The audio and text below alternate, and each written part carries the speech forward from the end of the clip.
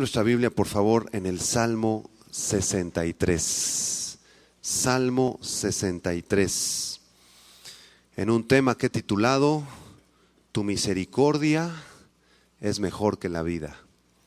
Tu misericordia es mejor que la vida.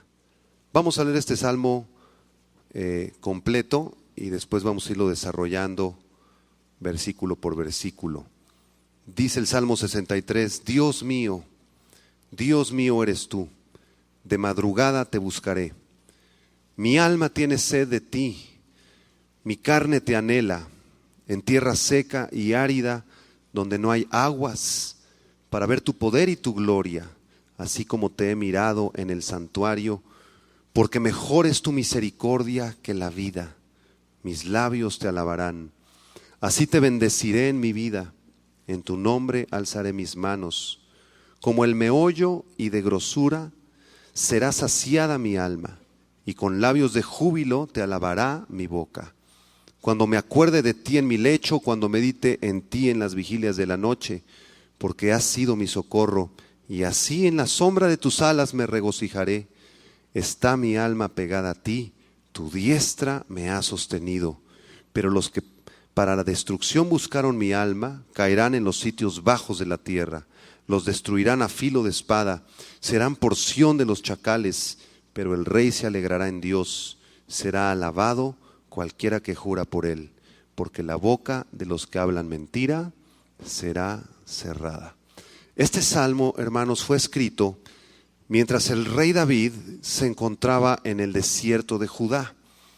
Si ustedes recuerdan la historia del rey David en el primer libro de Samuel, debemos recordar que el rey David había salido huyendo de la ciudad de Jerusalén porque Saúl comenzó a tener envidia y a sentir envidia de este jovencito David que había sido ungido por el profeta Samuel para llegar a ser rey de Israel.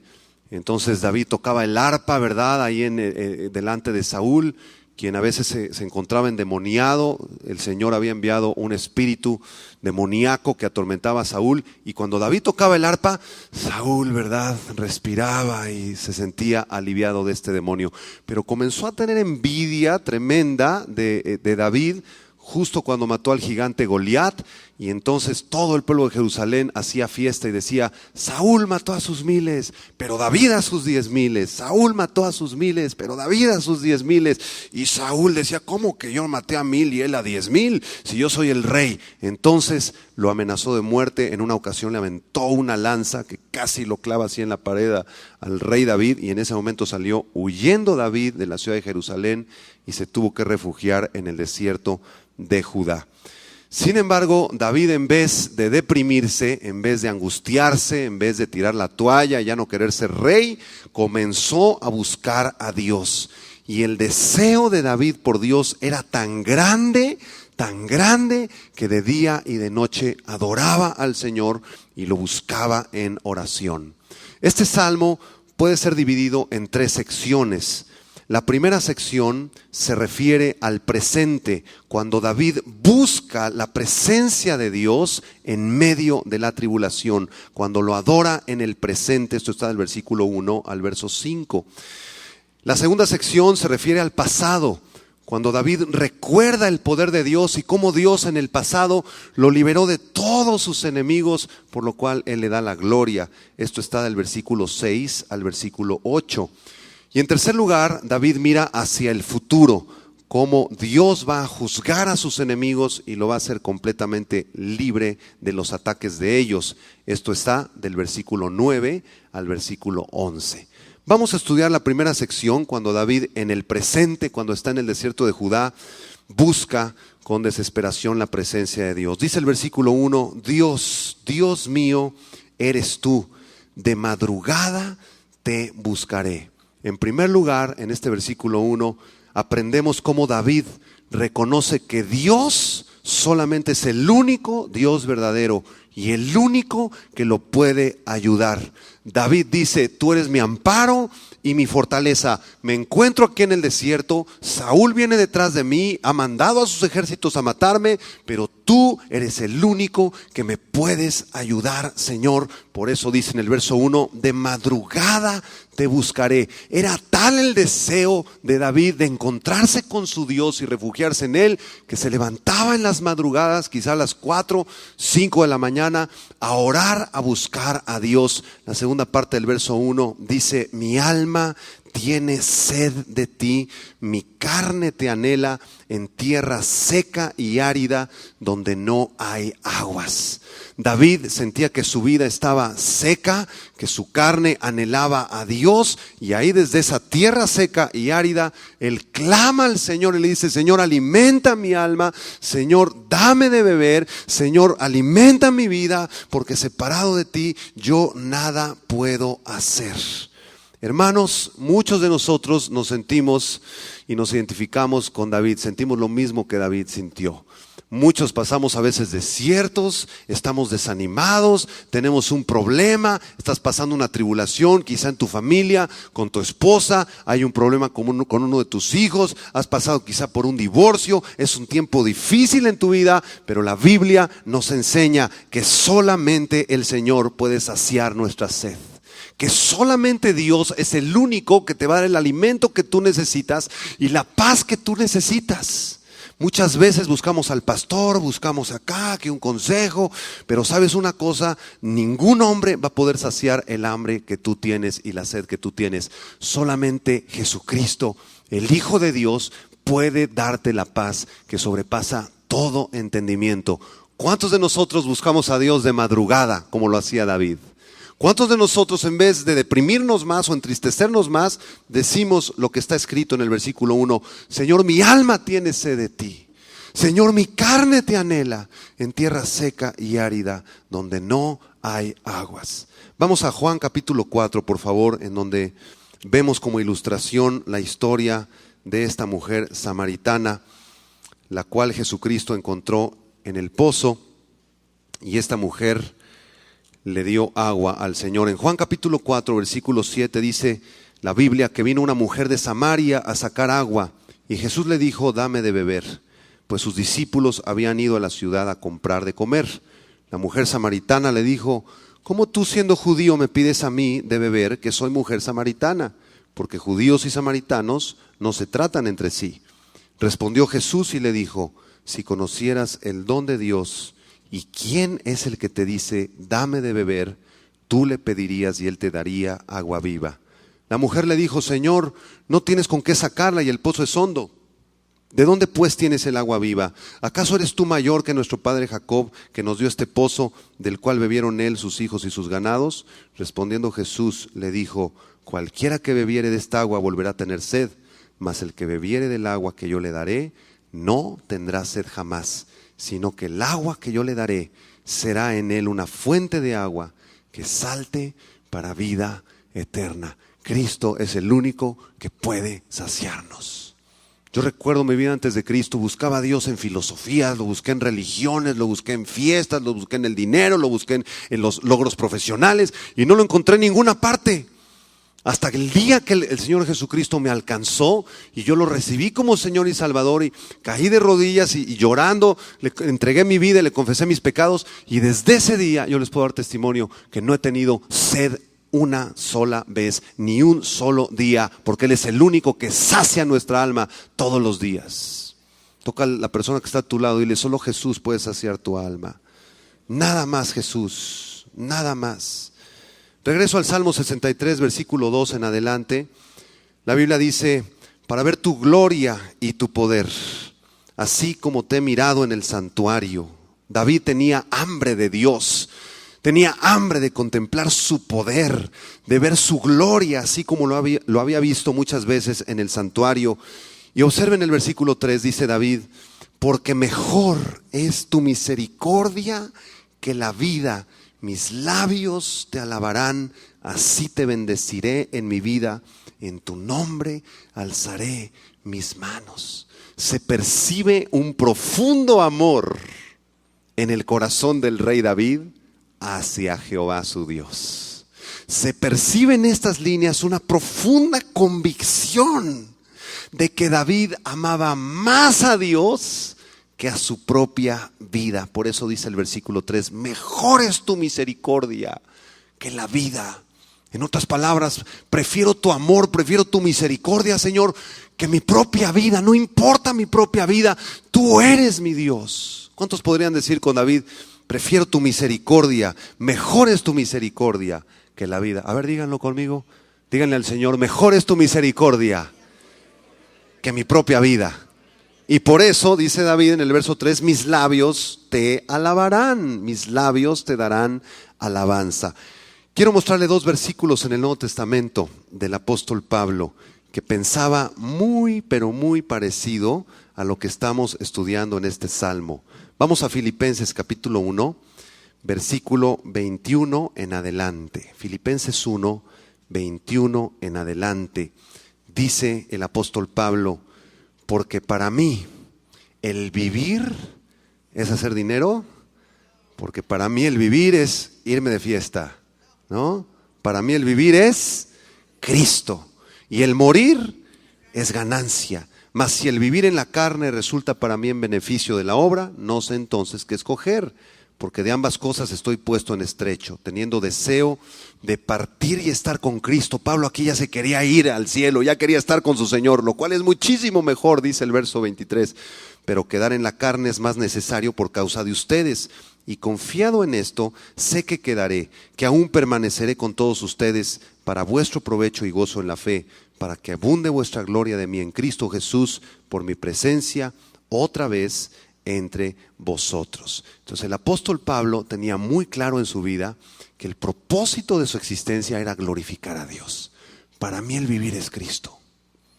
Y si llego a morir, pues de una vez, dice el apóstol, es ganancia. El otro día platicábamos con una hermana acerca de los secuestros. Ahora han habido muchos secuestros, robos, asesinatos, como nunca, ¿verdad? Hemos tenido muchos casos, amigos, familiares, personas en la iglesia que han sido secuestradas. Y platicábamos esto, ¿qué pasa si un día secuestran a un cristiano? Si secuestran a alguien de tu familia, si te llegan a secuestrar a ti, ¿tú qué harías? ¿Tú qué harías? ¿Negociarías con los secuestradores? ¿Darías el rescate? ¿Denunciarías? ¿No denunciarías? Bueno, independientemente de toda esta discusión, seguramente este versículo nos da mucha luz. Si Dios permitió que a ti o a mí nos secuestren, es para compartirles a esos asesinos, para hablarles de Cristo Jesús. Y nos decía esta persona, y si a mí me hablan mis hijos, ¿verdad? Y me dicen, mami, ya vamos a pagar el rescate. Yo les digo, no, ¿para qué? ¿Para qué me quieres de regreso? Si nosotros ya somos salvos, ya vamos rumbo al cielo, pero ellos van al infierno. Dios permitió esto para que yo les comparta, que arrebate sus almas del infierno, que ellos conozcan de Cristo Jesús y que salven su vida. Y si me llegan a matar, ¿cuál es el problema? Para mí el vivir es Cristo, pero el morir es ganancia. Estas son convicciones muy profundas, hermanos, lo que estamos hablando aquí. Y es lo que enseña la Biblia. Si realmente tú eres cristiano y llegaras a estar en una situación de peligro de muerte, ¿dirías estos versículos con convicción? ¿O los dirías así como con miedo? Ay, pues para mí el vivir es Cristo. Señor, pero por favor.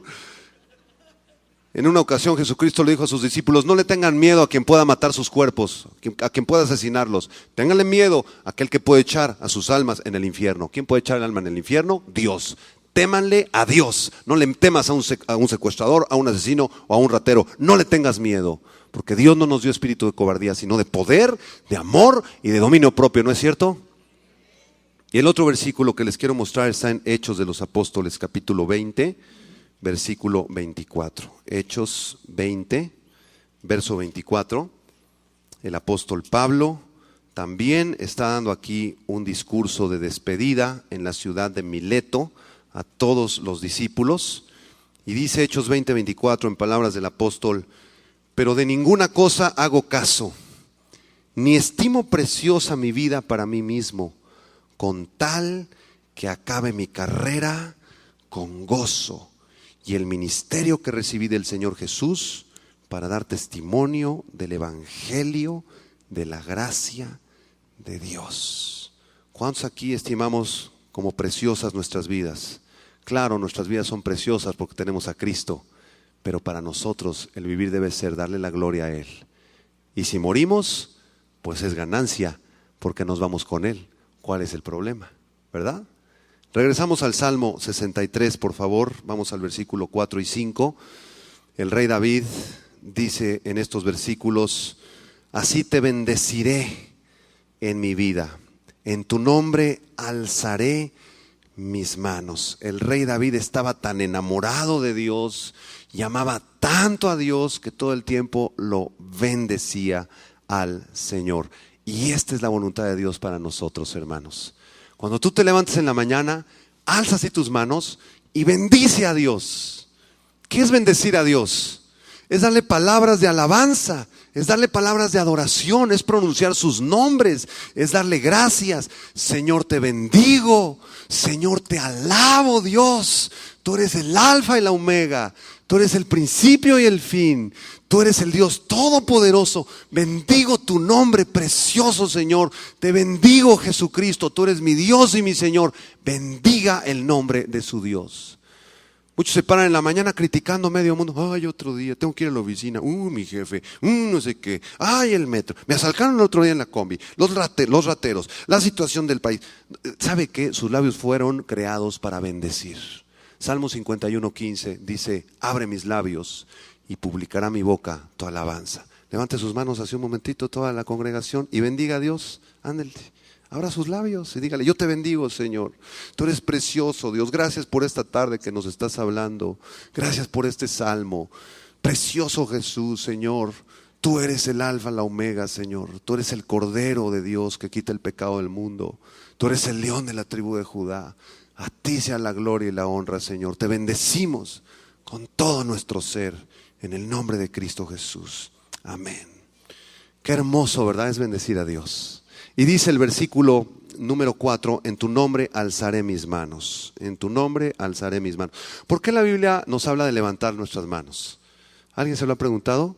Porque en muchos salmos dice: levante sus manos, ¿verdad? En este mismo salmo: en tu nombre, Señor, yo alzaré mis manos.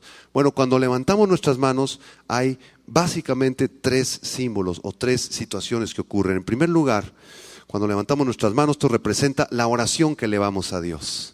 Representa las oraciones que estamos elevando a Dios. En segundo lugar, representa las bendiciones que recibimos de Dios. Por eso muchos cuando levantan sus manos las ponen así como cazuelita. Dame, Señor, dame, Padre. Toda buena dádiva y todo don perfecto descienden de lo alto. Entonces, cuando levantamos nuestras manos, le estamos ofreciendo oración, estamos recibiendo bendición. Y en tercer lugar, el símbolo de levantar nuestras manos habla de rendición. Rendición. Cuando alguien te asalta, te pone aquí una pistola, ¿qué te dice? Levante las manos. ¿Por qué? Porque cuando levantas las manos, quedas rendido. Ya no te puedes defender, ¿verdad? Por eso lo primero que te dicen, si hay un asalto, levante las manos, ¿verdad? Entonces, este es el tercer símbolo. Cuando nos rendimos, me rindo a ti, Señor. No hay nada que yo pueda hacer en mis fuerzas, Padre. Todo te pertenece a ti. Y en el versículo 5 del Salmo 63 dice el rey David: como de meollo y de grosura será saciada mi alma, y con labios de júbilo te alabará mi boca. El meollo y la grosura, aquí en el versículo 5, hermanos, se refiere a la satisfacción espiritual y emocional de la presencia divina. Lo repito, el meollo y la grosura son alimentos. Está refiriendo a los alimentos de los sacrificios, David. Entonces esto representa la satisfacción espiritual y emocional de la presencia de Dios, como se satisface una persona en un gran festín. ¿Cuál es su platillo favorito? ¿Cuál es su platillo aquí? Los camarones, dice aquí el hermano, unos camaroncitos así, ¿verdad? A la diabla. No, esos no, ¿verdad? Porque no es de Dios. Un pollito, ¿verdad? Así, bien rico, ¿no? Así con salsita almendrada, ¿no? Un salmón, aleluya. No, hombre, unos ravioles así. Ay. Y cuando no has comido y llegas al restaurante y pides ese banquete y te lo traen, empiezas así, ¿verdad? A ponerte inquieto, a salivar y cuando te lo empiezas a comer, ¡aleluya! ¡Qué placer tan de este raviolito! Hasta aquí llegaste, raviol. Y cuando terminas de comer, ¿cómo te sientes? A ver, todos pongan cara de que ya terminaron de comer su platillo favorito. ¡Aleluya! Una satisfacción deliciosa, ¿verdad? Fue un placer.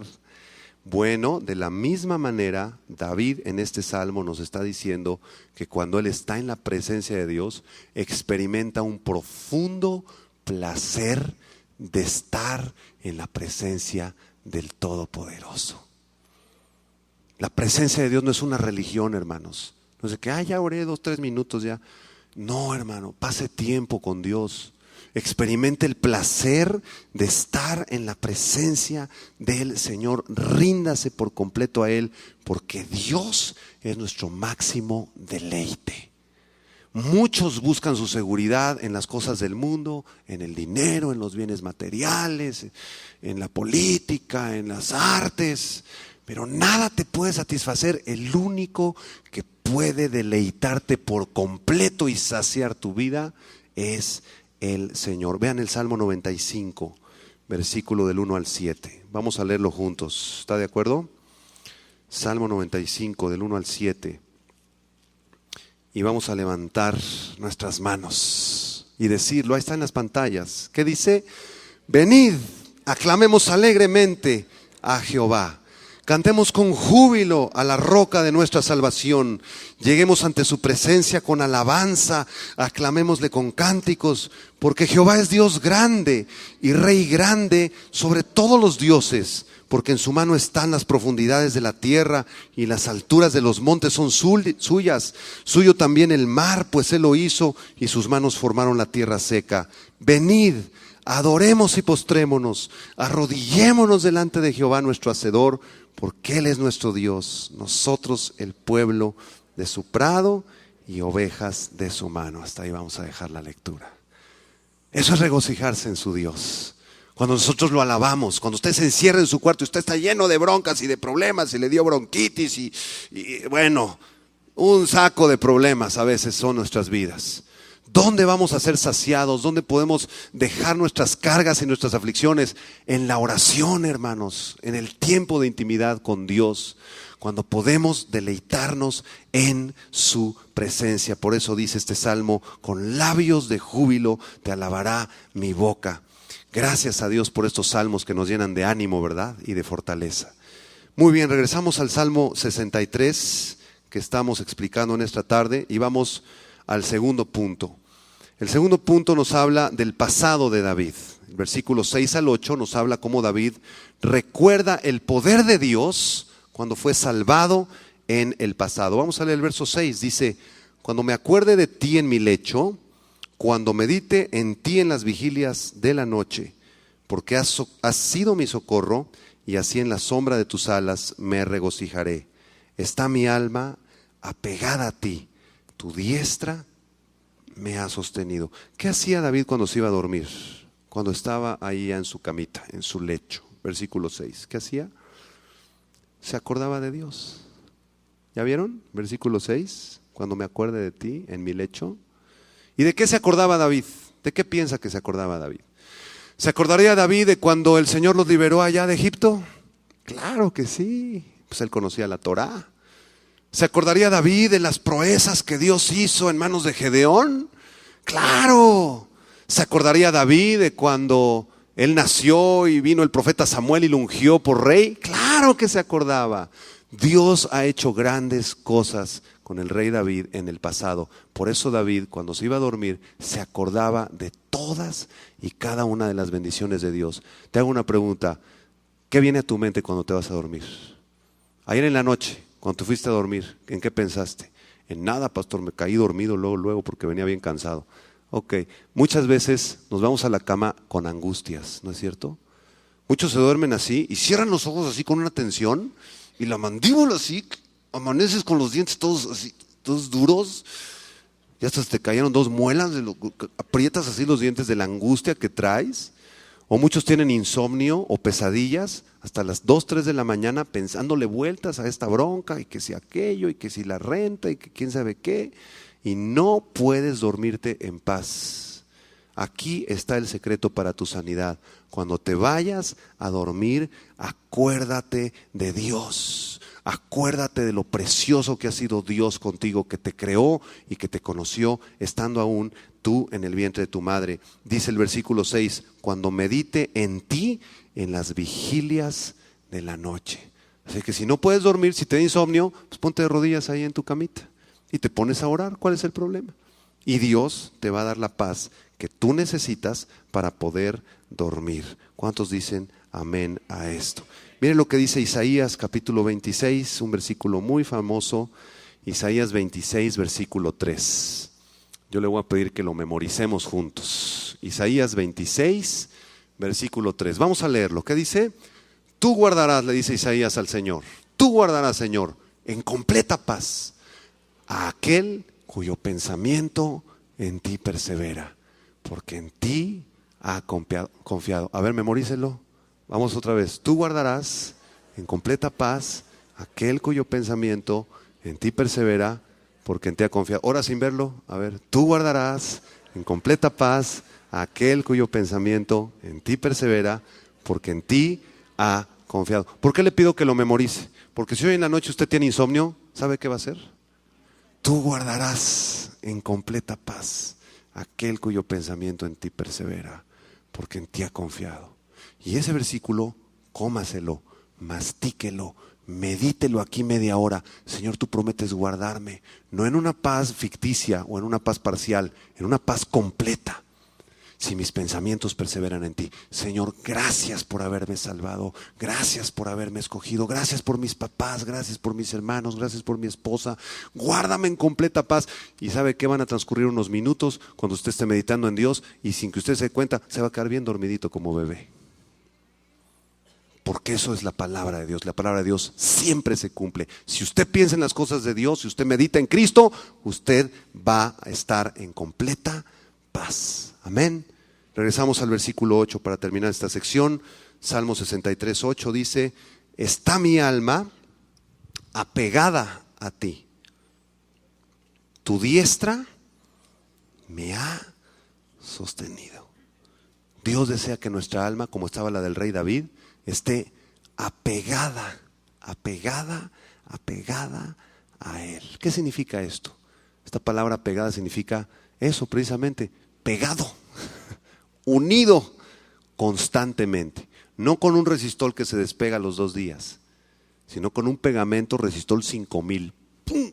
Pegado usted a Dios, pegado usted a Cristo. Está mi alma apegada a ti. Esto nos habla de una consagración persistente, constante delante del Señor, todos los días, todas las tardes, todas las noches.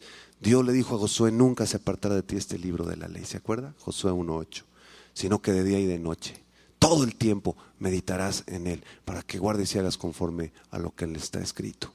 ¿Está usted en la fila del banco? Ore a Dios. Bendiga a la persona que está ahí adelante de usted, póngale la mano. Ya cuando voltee espantado, le comparte. Ore usted por la mesera ahí que le está sirviendo en ese restaurante. Si usted está en una fila ahí, en una oficina de gobierno, póngase a orar, llévese su Biblia, guarde la palabra de Dios aquí en su corazón, para que su alma pueda estar completamente apegada a Dios. Miren lo que dice el apóstol Pablo en 1 Timoteo capítulo 1. 1 Timoteo capítulo 1, versículo 12 al 16. El apóstol Pablo le da gracias a Dios por su pasado. Muchos de aquí han leído la historia de Pablo y sabían que él era un asesino, que fue alguien que asesinó personas cristianas, que mandaba a cerrar iglesias. Sin embargo, aquí dice en 1 Timoteo 1:12: doy gracias al que me fortaleció, a Cristo Jesús nuestro Señor, porque me tuvo por fiel poniéndome en el ministerio. Habiendo yo sido antes blasfemo, perseguidor e injuriador, mas fui recibido a misericordia, porque lo hice por ignorancia, en incredulidad. Subrayen el versículo 14 en sus Biblias, dice: pero la gracia de nuestro Señor fue más abundante con la fe y el amor que es en Cristo Jesús. Palabra fiel y digna de ser recibido por todos, que Cristo Jesús vino al mundo para salvar a los pecadores, de los cuales yo soy el primero, pero por esto fui recibido a misericordia, para que Jesucristo mostrase en mí el primero toda su clemencia, para ejemplo de los que habrían de creer en él, para vida eterna. El apóstol Pablo era una persona completamente separada de Dios, un asesino, un mentiroso, ¿verdad? Estaba al servicio del imperio romano, odiaba a los cristianos, pero cuando Dios le mostró su propio pecado, hubo un pegamento que se llama la gracia de Dios y el arrepentimiento. Y a través de este pegamento del apóstol Pablo se sentía apegado a Dios. Pregunta para ti, ¿estás tú apegado a Dios? ¿Estás tú apegada a Dios? ¿O tu pegamento nada más es el de los domingos? Un ratito el domingo, el martes, ahí. El resto de la semana nunca oras, nunca buscas a Dios, te alejas, no obedeces la palabra.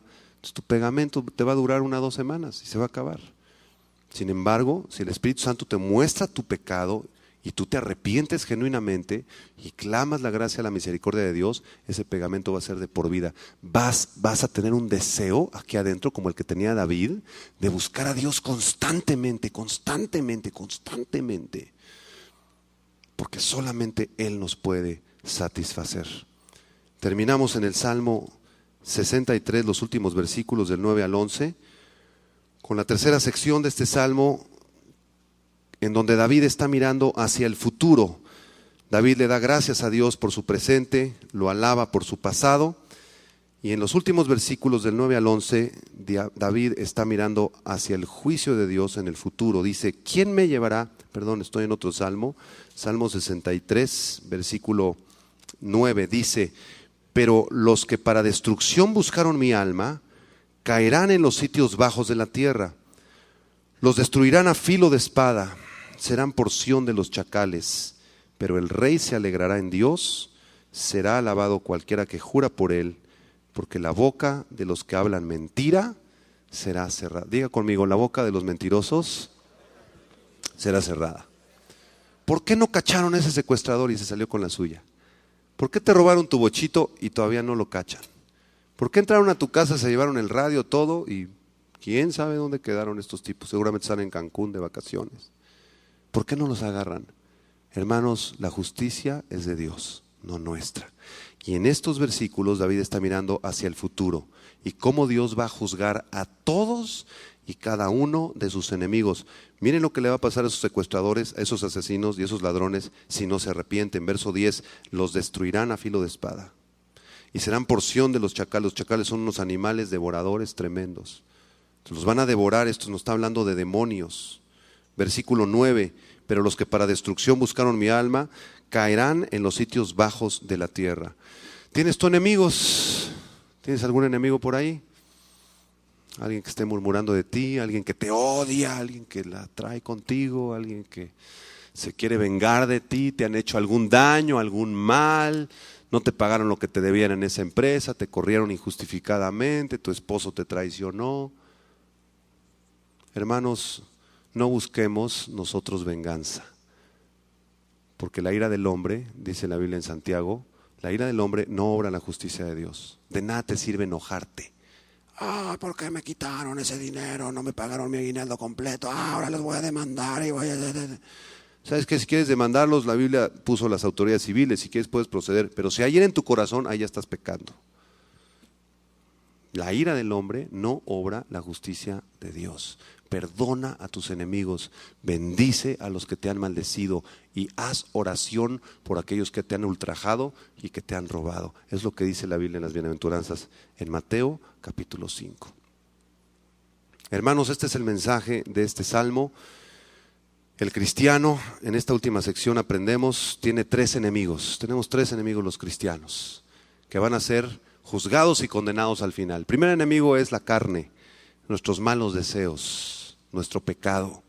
Es un enemigo tremendo porque es el que tenemos más cerquita. Aquí habita en nuestros miembros, en nuestra carne.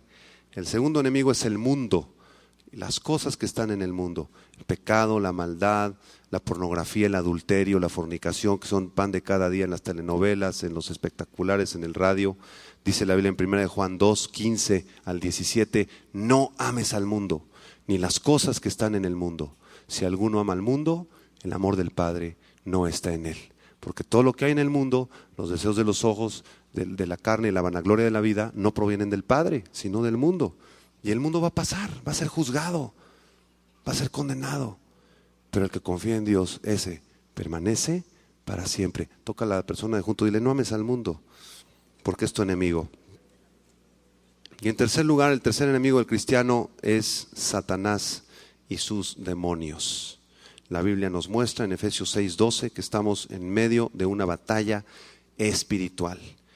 Y lo que está operando atrás de ese ladrón, de esa persona mentirosa, de ese secuestrador, son demonios. Dice Efesios 6:12, no tenemos lucha contra sangre y carne, sino contra principados, contra potestades, contra los gobernadores de las tinieblas de este siglo, contra huestes espirituales de maldad en las regiones celestes. Por tanto, tomen la armadura de Dios. Y ahí explica toda la armadura de Dios. La espada, que es la palabra de Dios, el escudo, que es el escudo de la fe, el apresto del evangelio, el yelmo de la salvación, el calzado del evangelio. Entonces tenemos que estar revestidos para poder vencer sobre nuestros enemigos. Pero hermanos, nunca, nunca, nunca busquen venganza. Si tú tienes resentimiento, odio, deseos de venganza contra alguien, perdona a esa persona. No te lo traigas cargando en tu alma. Entrégaselo a Dios. Por más que te hayan lastimado, tú me puedes platicar tu historia, puede ser una historia terrible. Te puedes tardar 6-7 horas en el testimonio con puras cosas espantosas que te pasaron o que te hicieron. Pero aún así, Dios tenía control, ¿no es cierto? Porque si no te hubieran pasado algunas de esas cosas, quizá nunca hubieras conocido a Cristo. Dios es especialista en transformar todas las cosas malas en bendiciones en nuestra vida para que tú seas salvo. Así que ya perdona a tu papá, perdona a tu esposa, perdona a tu esposo, a tus hijos, suéltalos, bendícelos. ¿Cuál es la manera más fácil de perdonar? Muy fácil, orando por ellos. Ora por ellos. ¿Cómo voy a orar por mi ex jefe que me traicionó, mi esposa que se fue con otro? ¿Cómo la voy a perdonar? Ora por ella. No quiero orar. Ahí está tu resentimiento. Entonces a solas, métete con Dios y comienza, aunque te cueste trabajo, Señor, la verdad no quiero, no siento perdonar. Pero aquí no se trata de sentir, se trata de obedecer. Pero por amor a ti, porque tú eres mi Dios, estoy pegado a ti, Señor, te amo. Por eso voy a orar por mi ex esposa, por mi hijo que está en las drogas, por mi jefe que me traicionó, por mi socio que se fue. Señor, bendícelo. Señor, alcánzalo, muestra tu misericordia. Y a medida que oras y oras y oras, todos los días comienza a bajar tu nivel de resentimiento. Muchos lo han experimentado aquí.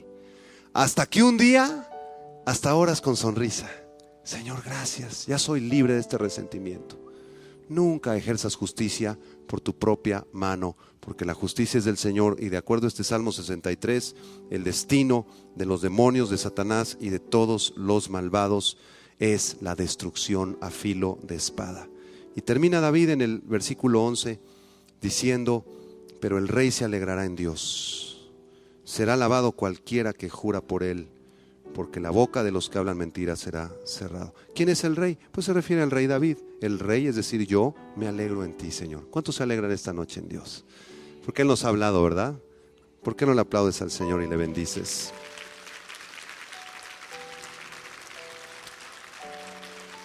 En resumen, busca todos los días la presencia de Dios. Encuentra tu satisfacción y tu deleite en Él. En segundo lugar, recuerda todo lo que Dios hizo en el pasado por ti, dale la gloria. Y antes de irte a dormir, que tu pensamiento esté en Cristo. Y en tercer lugar, no te preocupes del futuro. Tu futuro está en manos de Dios. Tu seguridad está en Dios. Amén. Cierre sus ojos, vamos a orar. Padre, gracias te damos, Señor, por este hermoso Salmo 63, escrito por uno de los hombres que más te amó, Señor, en el Antiguo Testamento, por el rey David. Gracias por su ejemplo, que aún en medio de la tribulación él nunca claudicó. Y al igual que el rey David, Señor, esta noche queremos regocijarnos en ti, adorarte con nuestro corazón, Señor. Queremos darte gracias por todas las cosas que tú has hecho en el pasado. ¿Por qué no levantas tus manos y le agradeces a Dios? Dile: gracias, Señor, por mi pasado, gracias por mis padres, gracias por mi familia donde yo nací, Señor. Gracias, Señor, por cada día que tú me has dado de vida. Gracias por el día en que yo te entregué mi vida y nací de nuevo. Gracias por todos los milagros, por todas las maravillas que tú has hecho en mi vida. Gracias por todas tus bendiciones que me has dado en el pasado, todas tus bendiciones espirituales y materiales. Yo reconozco que han venido de tu mano, Señor. Y te entrego mi futuro, así dígale al Señor. Te entrego mi futuro, Señor. No me preocupo en nada, porque en tus alas estoy seguro, porque mi alma está apegada a ti, Señor, porque mis labios te alabarán y te bendeciré en mi vida, porque mejor, diga conmigo, mejor es tu misericordia que la propia vida, Señor. Mejor es tu misericordia. Te amamos, Señor, y te bendecimos. Así, con tus ojos cerrados, nadie abra sus ojos. Si alguna persona se siente atraída a Dios, si alguna persona siente convicción de pecado en su corazón y sabes que algo anda muy mal y nunca antes le has entregado tu vida a Jesucristo, este es el momento de hacerlo. Dios te está llamando a su reino. Quisieras tú entregarle tu vida a Dios, quisieras entregarle todo lo que eres y pedirle perdón por tu pecado. Si hay alguna persona que quiera entregarse por completo a Cristo, así con tus ojos cerrados, dile: Señor Jesús, te entrego mi vida. Perdóname todos mis pecados, Señor. Yo reconozco mis rebeliones, pero ahora te pido que tú me limpies con tu sangre. Te entrego todo lo que soy, te entrego todo lo que tengo, Señor. Gracias por mi pasado. Te entrego ahora mi presente y confío en ti para mi futuro. Te recibo en mi vida, en mi corazón, como mi Dios, como mi Salvador y mi Señor. Y te doy las gracias, Señor, porque hoy tú me has escogido. En el nombre de Cristo Jesús. Amén.